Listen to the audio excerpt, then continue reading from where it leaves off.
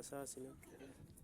Waaqayyo rabbi iddoo nagaa nu oolche iddoo nagaa nu oolche biyya nagaa nu oolche saani nagaa ta'u namni nagaa ta'u daa'imni nagaa ta'u anni bamullee rabbi waaqni nuuf amaar immoo mucaa immoo isa karaa beemmoo karaa milkii karaa nagaa hoof kashee iddoo nagaatiin isaa ga'u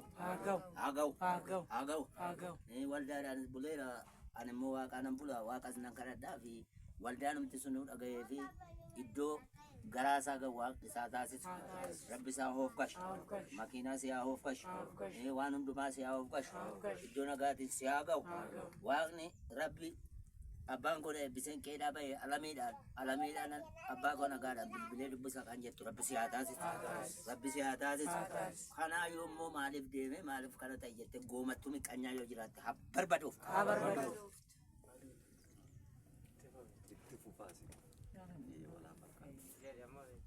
Mabeetan jedha kan. hojjet Kan ushina bushanjira.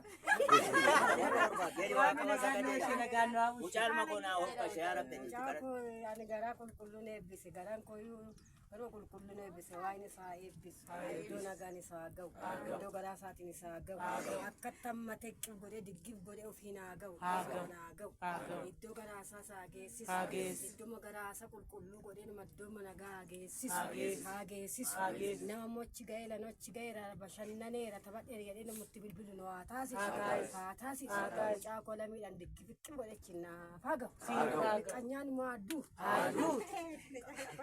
shaashituu yoo seqte eebbisaa sin eebbisaa Era shaayituu no. Ada qofaan alaa eebbisen. shaashituun yoo seqte Waaqayyoon kadhannaa. Gooftaa galanni isaaf haa ta'u. Waaqayyoo waaqni jiraataa yaa Waaqayyo gooftaa gargaartee eegdee yeroo kanaaf sa'aatii kanaan sitti dhuga'e maqaan kee kan eebbifamee fi kan galateeffame haa ta'u. Maqaa Yesuus Kiristoosiin galanni siif haa ta'u. Yaa Waaqayyo gooftaa too si galateeffannu si kadhanna waaqarraan nu gargaari. Yaa Waaqayyo gooftaa kun obboleessi kun asii bahee hin deema. Yaa Waaqayyo gooftaa fuuldura akka buutu si kadhanna maqaa Yesuusiin waaqarraa gargaari. Baraa makiinaa balaa xiyyaaraa yaa Waaqayyo gooftaa kan eegu kan tisku yaa Waaqayyo duuba fuuldura isaa goree kan eegu si duwwaa akka ta'u si kadhanna maqaa Yesuusiin waaqarraa gargaari. Yaa Waaqayyo gooftaa haati abbaan yaa Waaqayyo kanaadhaaf abbaa ta'ee yaa Waaqayyo geggeessu si duwwaa akka ta'u si kadhanna maqaa Yesuus Kiristoosiin waaqarraa isa gargaari. Hamaan fuuldura isaatii haa ka'u seexanni amajaajiin maqaa Yesuusiin dura isaatii haa rukutamu. Humna ayyaanaa humni seexanaa maqaa Yesuusiin kan rukutame haa ta'u. Goota ulfaadhu isa gooteef si haa galatu maqaa Yesuusiin. Leshi waan nagaan nu abushu. Murtuun kanya addaan nu abushu. Amma mucaan kun guddinaaf deema.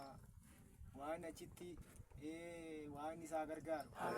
Karaa daandii isaa oofu. Gufaa irraa qabu. Iddoo yaadeen isaa ga'u. Akkasumas immoo mucaan kun balaa makiinaa soo ta'e balaa xiyyaaraas waan baraaree achiin haa ga'u. Nama guddatu haa taasisu. Guddatee nama beeku haa ta'u.